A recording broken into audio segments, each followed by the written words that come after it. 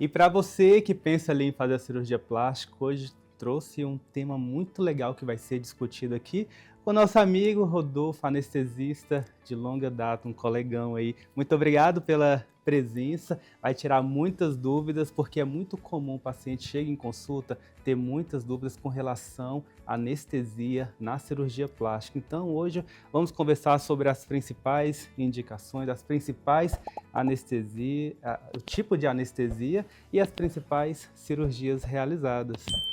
Cara, eu que agradeço, né, esse convite maravilhoso e poder fazer um pouco dos bastidores que a gente já faz, né?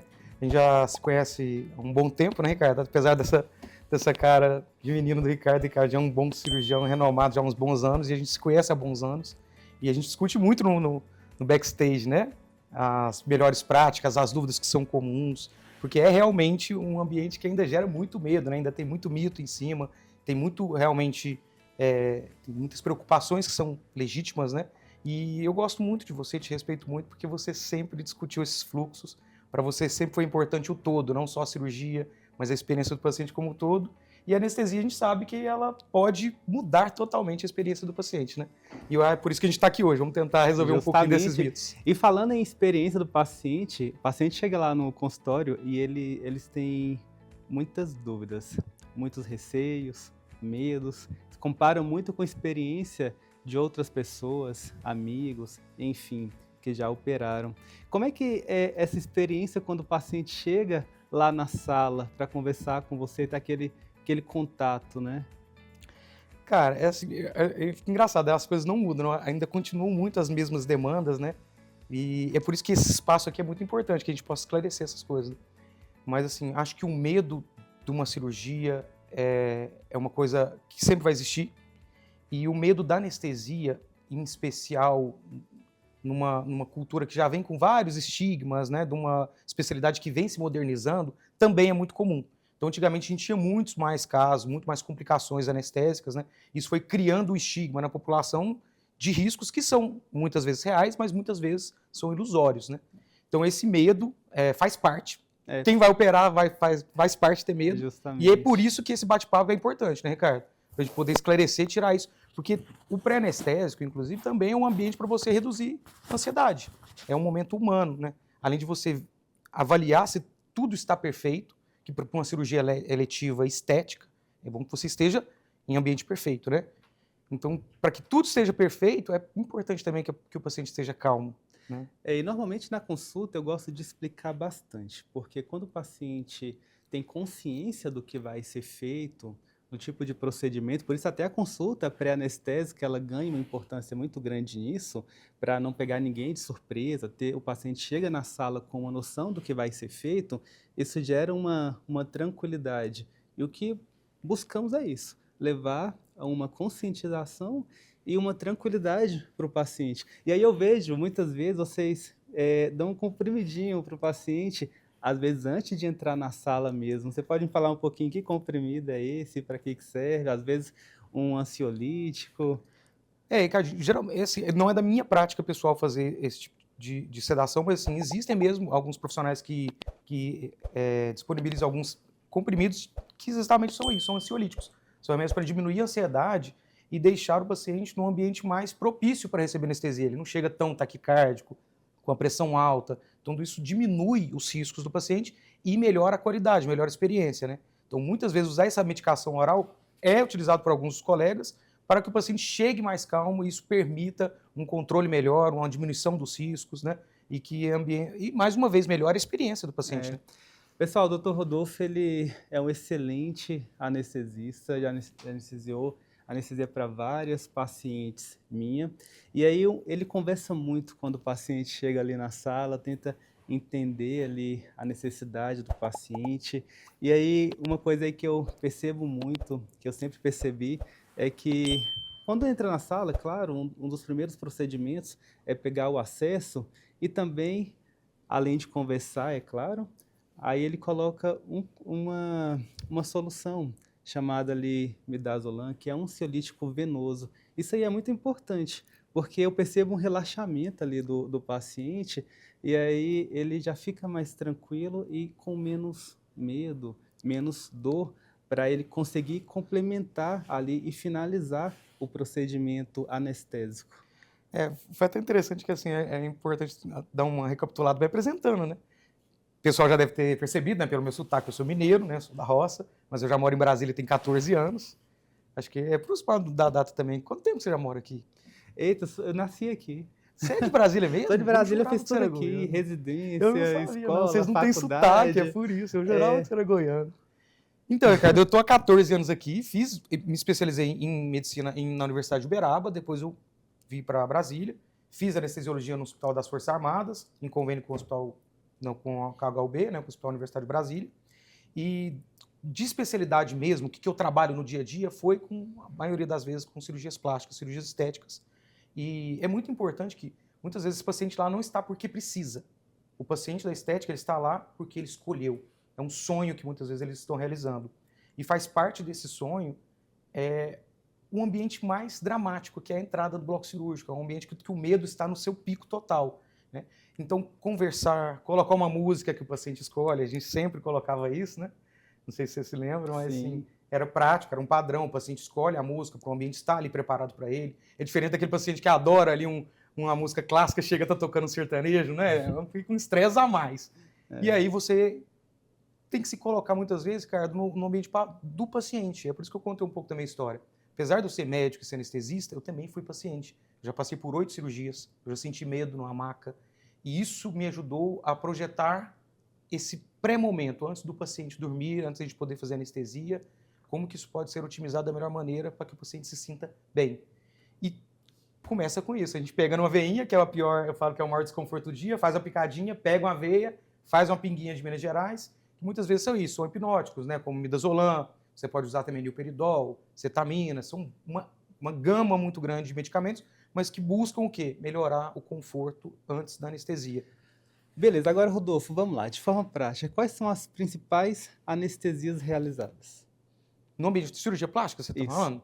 Cara, a cirurgia plástica tem um leque muito grande, né, de procedimentos. Então, você pode fazer ali procedimentos com anestesia local, que é sem sedação, o paciente não tem perda de memória nem de consciência, né?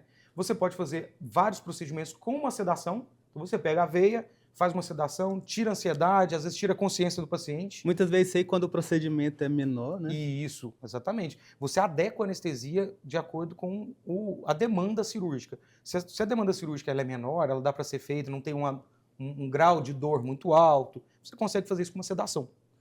Se for um procedimento mais extenso, ou que vai ter um impacto cirúrgico maior, uma resposta metabólica maior, já é indicado, às vezes, bloqueios locais, uma anestesia geral.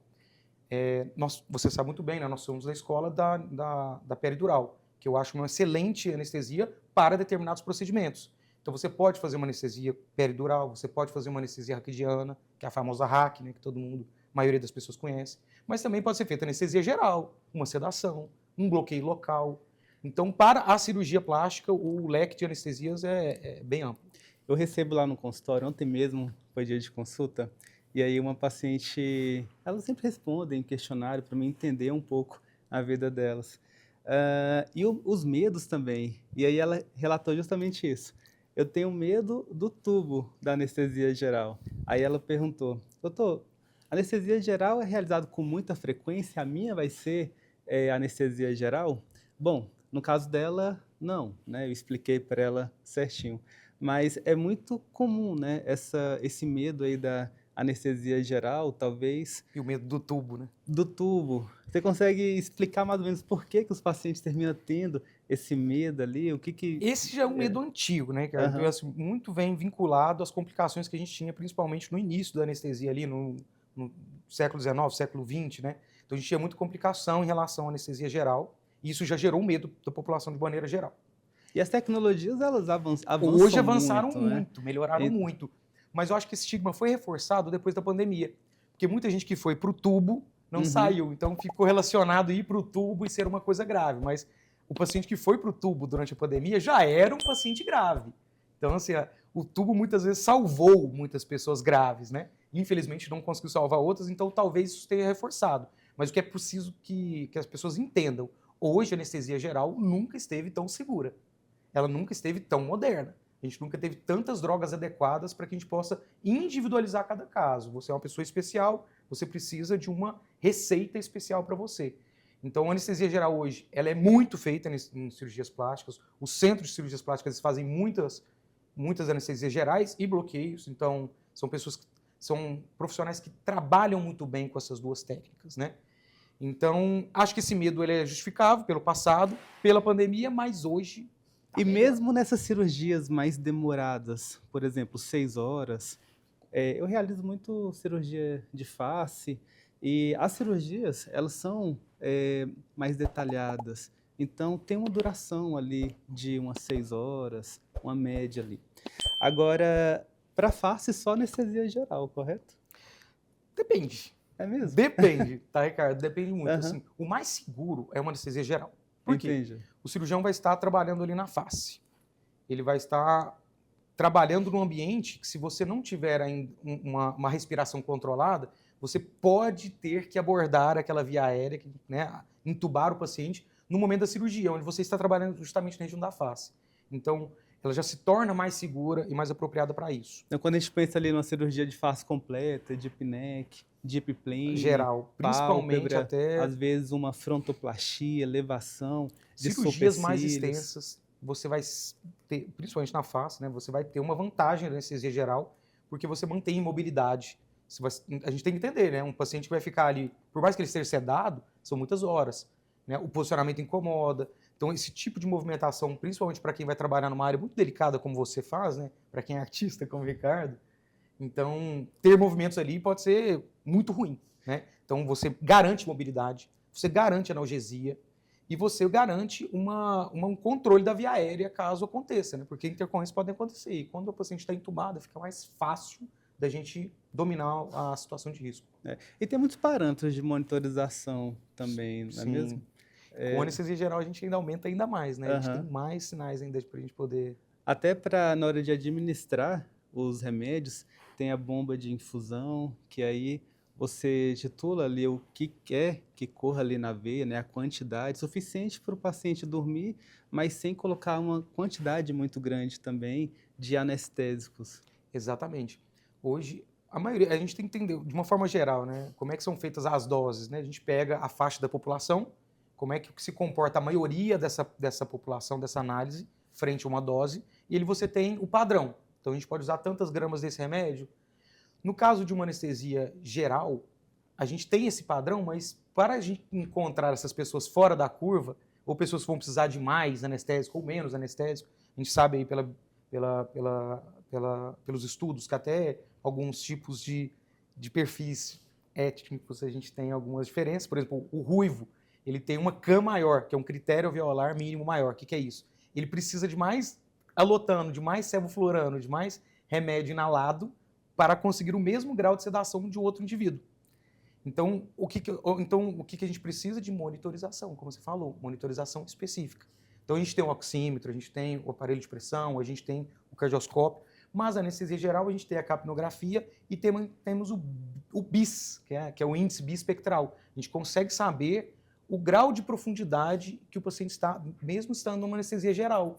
Então, a gente consegue saber se ele está superficializando, se ele está muito profundo. Isso tudo, essa soma dessas avaliações dão mais segurança para a anestesia de hoje. Isso foi quando a gente pensa ali em anestesia geral também, são 3 parâmetros ali importantes, né? Primeiro, o controle da dor, tem consciência também. De uma maneira geral, a anestesia é isso. E Anestesia... relaxamento, né? Esse é o ponto mais importante. A anestesia geral ela consegue te trazer relaxamento muscular. Porque teve um paciente uma vez que me perguntou bem assim, mas será que com anestesia geral eu não vou sentir dor? Mas tem remédios que vai agir em cada um desses 3 pontos, né? Então... Exatamente. É uma pergunta muito boa, porque assim, e aí, eu vou sentir dor? Ou eu vou experimentar a dor? São duas coisas distintas. O paciente pode sentir dor e não lembrar de nada. Até por isso que nós anestesiamos cadáver. É estranho falar isso, né? Mas se vou fazer uma doação de órgãos, mesmo que a pessoa esteja em morte encefálica, ela não experimente mais a dor, a gente tem que anestesiar, porque o corpo ainda sente e gera taquicardia, frequência cardíaca aumentada, então aumenta o risco de sangramento. Então a gente anestesia o paciente que é doador. Então o paciente pode sentir dor e não lembrar, ou ele pode sentir dor e se lembrar. Com a anestesia geral, é muito mais fácil a gente garantir esse tripé, como você falou. A gente tem mobilidade, a gente tem analgesia e a gente tem amnésia. Então o paciente não se lembra, ele tem uma analgesia também vinda da aveia, né? E tem o relaxamento muscular. Então, hoje, com a anestesia geral, a gente consegue o melhor dos três É. mundos. Então, assim, pessoal, na prática a gente faz anestesia geral ali para cirurgia de face, cirurgia de rinoplastia, ou quando o paciente também tem alguma contraindicação ali para peridural, porque associar a geral com a peridural, eu percebo que vocês fazem muito isso, é uma coisa boa, né? A peridural tem vantagem que a gente vai comentar daqui a pouco, mas tem alguma contraindicação ali para peridural, de repente um paciente com uma hérnia lombar, tatuagem? São várias as perguntas. Né? Cara, para peridural tem... Primeira coisa que a gente tem que entender, o paciente, ele é dono do próprio corpo. Ele é dono da vontade dele. Então, independente se é uma técnica ou outra, o paciente ele tem direito de se expressar. Ele tem direito de falar, não, eu não quero isso. Então, muitas vezes fica uma mágoa ali das cesarianas, né, que fazem muito raquianestesia com o paciente acordado. Aquilo ali gera um drama, um trauma.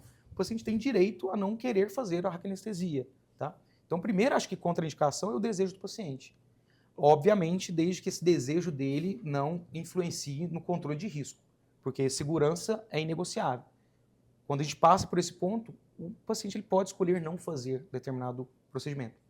Tatuagem, né? O terror dos anestesistas, né? Quando vai lá, coloca o paciente de lado e vira, tá lá aquela bela da tatuagem no meio da coluna, né? Eu não sei como é que o pessoal é viciado nisso.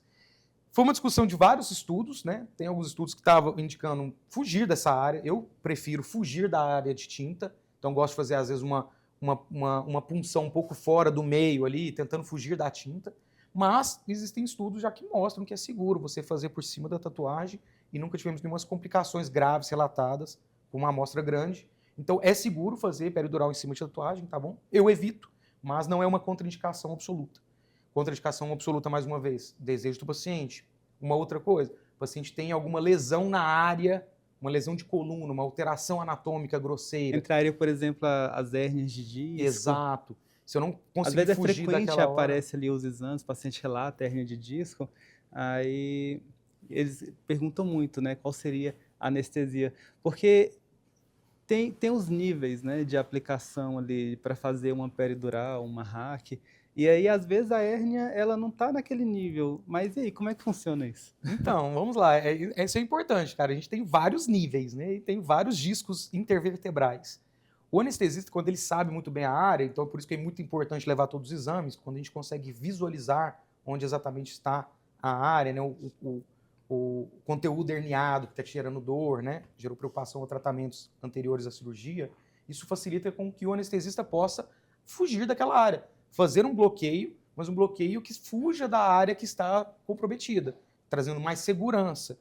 Agora, em casos em que esteja com um comprometimento mais avançado, ou tem um risco maior, muitas vezes não é nem só um conteúdo herniário, mas uma questão de fragilidade óssea, que você pode causar um trauma ali dentro da vértebra, você vai evitar. Então é isso que é importante. É importante a gente relatar as coisas que fogem da normalidade. Eu tenho problema de coluna? Tá, problema de coluna é relativamente comum, mas o meu, doutor, eu tenho já problemas neurológicos, eu tive problema de dor, problema motor. Isso tudo tem que ser relatado, Ricardo, inclusive dentro da sala cirúrgica, exaustivamente. Justamente. E levando isso, pessoal, para a cirurgia plástica, é o seguinte, não é uma contraindicação absoluta fazer abdominoplastia, no qual o paciente tem que andar encurvadinho, quando ele tem, por exemplo, uma hérnia de disco.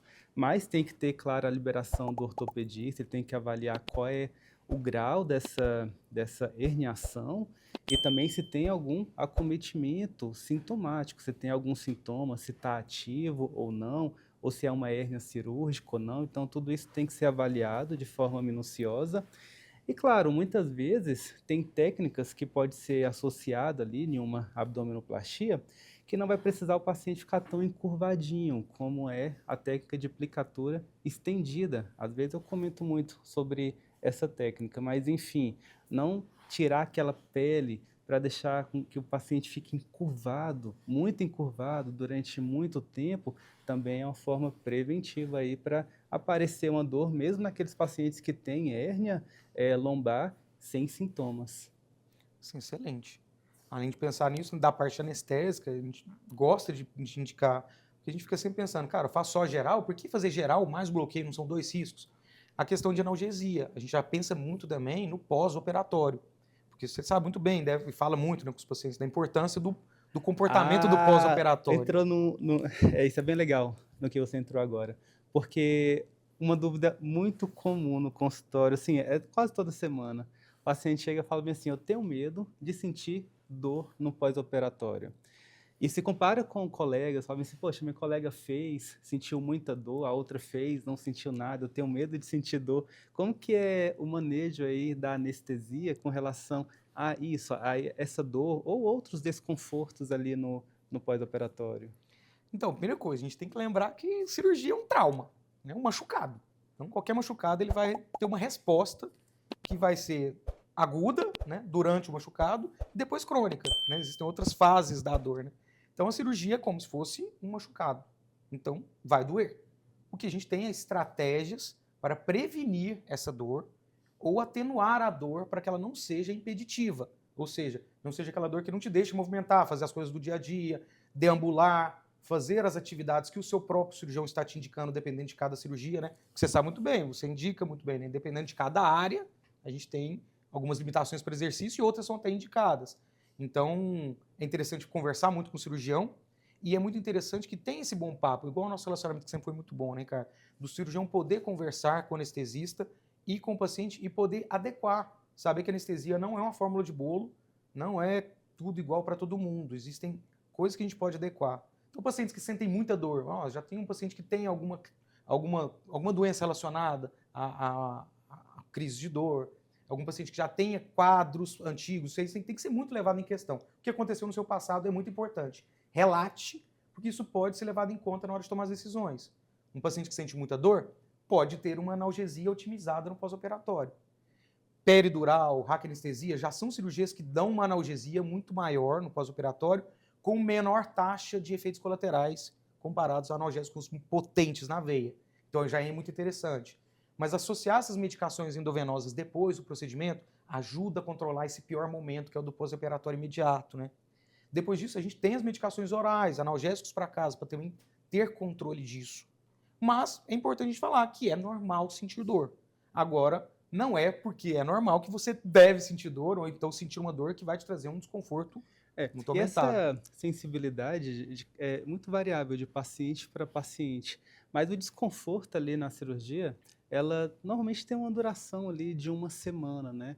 Tudo que passa disso tem que ser, claro, avaliado, tem que ser comentado ali com o seu médico. Agora, Rodolfo, me fala uma coisa sobre anestesia peridural. Primeiro, o que que seria, né, uma anestesia peridural? Tem uns pacientes que chegam no consultório com dúvida, o que que é uma anestesia peridural? Eu gosto de falar que é a prima da hack, né? Porque pro paciente é basicamente uma experiência muito parecida, né? O paciente vai receber uma agulhadinha nas costas, né? Na anestesia para cirurgias plásticas, é importante ressaltar, né, Ricardo? Ali a gente não tem o bebê. Então a paciente vai ser sedada, né? Então ela não necessariamente vai ser, mas assim, meus pacientes, quase 100% dos pacientes são anestesiados dormindo, né? Sabe muito bem. Então eu pego a veinha, coloco o paciente para dormir, aviso o que vai acontecer, espero o paciente dormir para depois anestesiar. Mas vamos lá, em relação à diferença técnica. A nossa coluna, ela é banhada por um líquor, a medula nossa é banhada por um líquor, que é o líquor cefalorraquidiano, que é o da hack. Quando a gente coloca a hack, a gente vê umas gotinhas cristalinas, obrigado, a gente vê umas gotinhas cristalinas pingando, e aquilo lá é o líquor.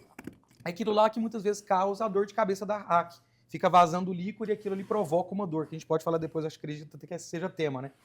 Mas o que é a diferença da peridural? A peridural, ela coloca o anestésico não dentro desse canal medular, ela coloca no espaço peridural, que é um espaço virtual, um espaço que fica por fora dessa região. Então, primeira coisa, ela nos permite saber se houve uma perfuração inadvertida. Porque na peridural não é para sair líquido. Se saiu líquido, é uma perfuração que aconteceu acidental. Isso acontece, isso não é um erro médico, isso é uma complicação. É uma membrana muito fininha que está ali, né, muito próximo de onde a gente tem que colocar, mas a gente sabe que teve uma perfuração acidental. Na hack, não. A gente colocando aquele anestésico ali por fora, a gente também tem a possibilidade de colocar um catéter. O que é isso? É um canudinho que a gente vai colocar lá, e caso a cirurgia prolongue mais, porque é comum, ou caso o paciente sinta mais dor, ou caso o anestésico não faça o efeito comum nas demais pessoas, a gente pode fazer repique dentro desse catéter. Então, dentro da anestesia, eu não vou ser furada de novo, não vou nem precisar ser acordada. Tá com o catéterzinho do lado, a gente consegue reconhecer que a paciente começa a sentir dor, e aí é como a gente falou, tá dormindo, mas a frequência aumenta, a pressão aumenta, a gente faz um anestésico pelo catéter. Então, de uma maneira geral, é isso. A peridural é uma prima da raquianestesia, ela é feita com uma agulha também, uma infusão de anestésico na coluna, só que a gente faz num local um pouco mais exterior à medula, e ainda tem a capacidade, a probabilidade, né, a possibilidade de a gente colocar um catéterzinho. Legal, então, resumindo aqui, a anestesia peridural ela é uma das mais realizadas aí na cirurgia plástica, até porque as cirurgias elas são mais longas, tem uma duração ali de 6 horas. Então, quando coloca esse catéter, quando passa o efeito do anestésico, faz o repique, ou seja, coloca mais anestésico para poder perder a sensibilidade de toda aquela área que está trabalhando. E para o maior conforto do paciente, a sedação. Então, o paciente vai dormir durante o procedimento. Isso é uma coisa que elas pedem muito, porque isso traz, de fato, mais conforto. Sim. E aquela dor de cabeça que às vezes aparece no pós-operatório. Então, vamos lá. Né? Essa dor de cabeça, ela tem muito mito e tem muita verdade em cima dela, né? Então tem algumas questões, doutor, vou fazer hack, vou fazer pele, meu cabelo vai cair. Não, o cabelo a gente vai cair de qualquer jeito, tá? Mas não por causa da hack nem da pele, tá? Não tem nenhum estudo que mostre uma correlação de queda capilar com anestesia. Uma outra coisa, se eu mexer a cabeça vai doer. Isso aí é uma coisa que também foi muito falado no passado, né? Até na minha própria família se mantém isso, né? Eu tive uma tia operada agora há pouco tempo, não mexe a cabeça que senão vai doer. Mas não é bem assim, tá? Não tem nenhuma relação também com isso. A dor de cabeça, muitas vezes, ela ocorre porque na peridural, uma perfuração acidental. Estou lá fazendo uma peridural, saiu o líquor, eu sei que muito provavelmente esse paciente vai ter uma dor que a gente chama de cefaleia pós-dural. Cefaleia pós-procedimento, né, dural. Essa dor, ela tem uma característica típica, né, Ricardo? Ela não é igual uma enxaqueca, ela não é igual uma dor de cabeça comum. Então, geralmente, o paciente, quando deita, ela tem uma melhora, porque o líquor, ele banha a meninge, diminui o atrito, então diminui a dor. Quando o paciente levanta, está com pouco líquor, tende a descer a estrutura cerebral, encostar mais na estrutura meninge, e aquilo ali é muito inervado, gera muita dor. Então é isso. Se eu levanto, piora. Se eu deito, melhora. Esse é um dos padrões dessa cefaleia dural. Isso indica o que você deve entrar em contato com o seu anestesista e com o seu cirurgião, relatar isso. Muitas vezes vai passar com medicação oral e repouso. Em outros casos, a gente precisa fazer alguns procedimentos, como, por exemplo, o considerado padrão ouro, que é o blood patch. O que a gente faz? A gente cede o paciente, retira um pouco de sangue, tudo estéreo, e faz uma nova peridural, coloca sangue na coluna com o paciente dormindo. Ele não vê nada disso. Mas é igual tirar com a mão, tá? A gente chama de tampão sanguíneo ou blood patch. Hoje eu ainda faço um procedimento menos agressivo, Ricardo, para não ter que passar por uma outra peridural e ter um risco ainda de perfuração de novo, né? Eu gosto de fazer o bloqueio do gânglio esfenopalatino, que a gente faz bloqueando pelo nariz, usando aquele suavezinho que ficou popularizado também na época da pandemia, mas a gente bloqueia com anestésico, então ele não é tão desconfortável, porque dessa vez tem um anestésico, então a gente coloca anestésico pela narina e ele bloqueia um gânglio que consegue controlar alguns mecanismos de dor. Então muitas vezes só com esse bloqueio nasal a gente consegue resolver. Quando não, a gente faz o blood patch. Rodolfo, e buscando um pouco esse gancho da dor, a gente comentou agora há pouco que tem aquela dor aguda, né, aquele trauma agudo na cirurgia, e muitas vezes pode ter dores crônicas. Você já trabalha muito também em áreas relacionadas à dor, né? É uma área de atuação no qual tem esse controle de dor. Vamos ver se você comentou isso. Como que seria esse manejo assim de uma dor crônica, caso o paciente venha sentir? Você fala no contexto de uma dor crônica causada por um procedimento cirúrgico, é isso? Sim. Tá, é muito importante saber qual o profissional procurar, tá? O anestesista é um dos profissionais capacitados para lidar com dor crônica, mas também profissionais da neurologia, profissionais da ortopedia, tá? São profissionais que trabalham já com uma consequência de um procedimento, tá? É muito importante saber qual é a área, qual é a região, qual é o tipo de dano que ocorreu, para a gente poder projetar qual é a melhor estratégia terapêutica. Porque ela também, assim como a anestesia de procedimentos plásticos, ela é bem rica. Você pode fazer medicações orais combinadas, você pode fazer bloqueios locais, né, fazer bloqueios em regiões que estão com dor crônica, com ultrassom. Guiados por ultrassom hoje é uma prática mostra uma boa lida prática, né, usar com ultrassom. previne muitas complicações, melhora muito o efeito e a propedêutica. E também temos assim, a possibilidade de fazer até bloqueios venosos, como o bloqueio simpático venoso, que utiliza lidocaína, magnésio, cetamina. São medicações que a gente usa na veia para utilizar para medicações para tratamento de dor crônica. Para a anestesia de plástica, compensa pensar já em prevenção de dor crônica. Associar medicamentos além da peridural, além da anestesia geral, combinar medicamentos que vão fazer uma analgesia mais completa. A via da dor ela é bem complexa. Quanto mais a gente trabalha em vias alternativas, melhor a prevenção de dor crônica. E trazendo isso aqui para a nossa prática, para o dia a dia, uma das cirurgias mais realizadas é mamoplastia, lipoescultura, abdominoplastia. Aí, até quando a gente pensa ali em abdômen, é uma área até ampla. A gente termina trabalhando em uma área ampla, lá de cima até lá embaixo. Então, muitas vezes é realizado ali dois bloqueios, né? Um mais superior, seriam duas anestesias peridurais, uma mais superior, outra mais inferior, para poder abranger uma área maior ali para o paciente ter mais conforto, sentir ali menos dor. E assim, quando a gente pensa em prevenção, é algo muito importante ali na cirurgia plástica. Cada dia que passa, os protocolos lá da clínica estão ficando de fato mais encorpados, porque os estudos chegam, a medicina está evoluindo. Por exemplo, algo bem simples, mas faz uma total diferença que eu percebo na recuperação pós-operatória, é justamente o uso de terapia injetável. Então, assim, com o objetivo de desinflamar o paciente, melhorar uma possível resposta inflamatória, você está né? usando? Melhorar o estresse oxidativo. A primeira coisa por exemplo, se o paciente está de repente acima do peso, a gente ajuda ali a emagrecer. Perfeito. Então, a gente tem tecnologias para isso, está sendo muito utilizada ali a tirzepatida, mas quando você emagrece, você também vai depletando suas vitaminas. Sim. E a própria cirurgia, ela vai gerar um trauma importante no corpo. Então, por si só, já vai cair também em vitaminas. E é muito comum o paciente chegar com falta de vitamina D, complexo B. Perfeito. Então, o complexo B, por exemplo, é muito importante quando a gente pensa em vias nervosas, né? Ele participa ali de toda a estruturação muscular, Não só as melhorando vitaminas, mas os ali eletrólitos também, os né, eletrólitos também, na dor crônica. Então, Magnésio. ajuda muito o magnésio. Ajuda bastante. Magnésio pra gente é muito... Na prática, eu percebo muito redução dos antioxidantes, como a vitamina C. Só que, muitas vezes, o paciente chega lá no consultório e já quer fazer ali a cirurgia para o mês seguinte. Então, não dá tempo de repor via oral, porque demora. A biodisponibilidade, muitas vezes, é baixa. Para alcançar níveis séricos adequados, tomando, muitas vezes, via oral, esses suplementos, pode não ser suficiente. Então, assim, o ferro é muito comum também, tá baixinho. Eu percebo na prática, já tem um tempo que eu estou fazendo essa reposição, conforme a necessidade, guiado por exames, mas os pacientes têm tido um pós-operatório mais tranquilo. Têm chegado na clínica com uma semana, menos dores. Por quê? Porque trabalhamos com a desinflamação, desintoxicação antes da cirurgia. E uma coisa muito importante são os antioxidantes. Então, por exemplo, além da vitamina D, vitamina C, ferro, complexo B, os antioxidantes, representados muitas vezes ali pela vitamina C, quando eu peço, está muito baixo em muitos pacientes.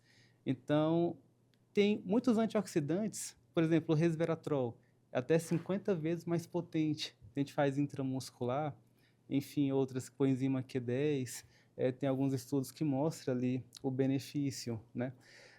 Mas desinflamar, desintoxicar, melhorar esses antioxidantes no corpo tem favorecido muito. Até, claro, menos complicações, menos riscos de trombose, resistência à insulina, também trabalhamos, então tudo isso ajuda. O paciente, às vezes, acima do peso, com resistência à insulina, que ele vai ter o corpo mais inflamado. Então, essa prevenção tem melhorado muito o pós-operatório ali dos nossos pacientes. E os exames, assim, inclui realmente é mais encorpado, muitas vezes sai até um pouco acima do que o paciente espera quando a gente pensa ali em valores, mas é pensando em segurança. O melhor resultado geralmente é do paciente mais bem preparado, né? Justamente. Então, homocisteína às vezes está alta, aí quando você vai olhar a vitamina, o complexo B está baixo. PCR, proteína C reativa, que é um marcador inflamatório Sim, também. Às vezes os níveis de insulina estão lá em cima, e quando você olha o restante da parte metabólica. Então, assim, resumindo, fazer não só um estudo pensando na parte ali cardiológica, pré-anestésica, mas também nutricional e metabólica, tudo isso se complementa. perfeito. É muito importante isso, porque vem se estendendo esse pensamento, né, de olhar de uma maneira mais macro para o paciente em várias especialidades da medicina. Para anestesia, é muito importante isso que você está falando, do preparo do paciente, porque o paciente tem que entender que não é só a cirurgia que inflama.